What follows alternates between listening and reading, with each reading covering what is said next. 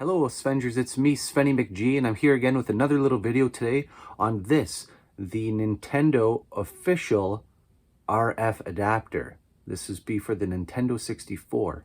This is the NUS003, again, official product, and we're going to have a quick look at it today and see what it's all about. Let's check it out. As previously mentioned in my random RF adapter video for the Nintendo 64, the Nintendo Entertainment System, the original NES, and the Super Nintendo system both had RF built right into the console. Now, by the time the Nintendo 64 had come out, you can see here the multi-out is the only available, of course this port being for the power, the AC adapter in. The multi-out is the only available output we have for the Nintendo 64 system.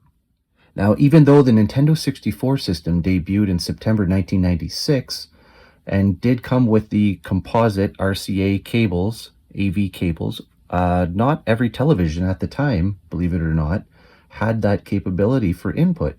In fact, RF cables still were pretty standard for many users. So Nintendo did provide their own solution if you bought the console and did not have the capability, and that was this, the RF modulator NUS003.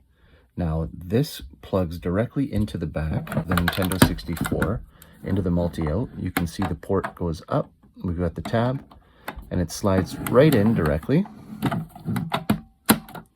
And once in, there isn't a lock or anything to keep it in place, but you can see it's built basically to fit that exact port, so it actually sits pretty snug in there. Now, on top here, you can actually toggle if you want to use channel 3 or channel 4.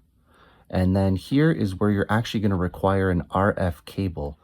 If you don't recall what it is I'm talking about when I say the original Nintendo, I'm talking about this here that came with every system. This was the RF switch, NES003, and this has that RF out, which you can plug right here. And then this has the coaxial output that you can put right into the back of the television. And in this configuration, it will work. However, I did find that there was a little bit of distortion going through. I don't know if that's because it's going through this Nintendo RF switch and that's causing the distortion, but there was a little bit of extra noise there. Now, as far as RF cables go, I have this one here that I borrowed from my Mattel Intellivision 2. And what you can see is I plug this guy onto the end. And then on the other end here, I can use one of these old converter boxes.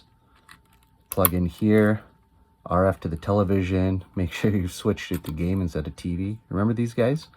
This manually did what the Nintendo RF switch would do automatically.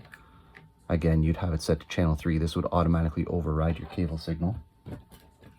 But in today's standards, it's much easier. You can find these guys very cheaply, and this is just an RF to coaxial. I can just slot that in there, and now I can just screw this right into the back of the television, and we're ready to go. So thanks again for checking out this little video on the Nintendo official RF switch. Now again, many purists, including myself, are going to tell you that RF is not necessarily the preferred way to be viewing on your systems. I do prefer to use the AV cables to get my signals. Again, there's a lot less distortion when you're trying to watch the videos, a lot less blurring, fuzzing, blurring of colors. And in fact, even on this, I would prefer something like S-Video, but again, that's a video for another time. For now, this is just to inform you that the product doesn't exist, and you can find it out there on many of your favorite online vendors. So again, thanks again for watching, subscribing, checking out the video, and we hope to see you again soon. As always, take care, be good to each other. Bye now.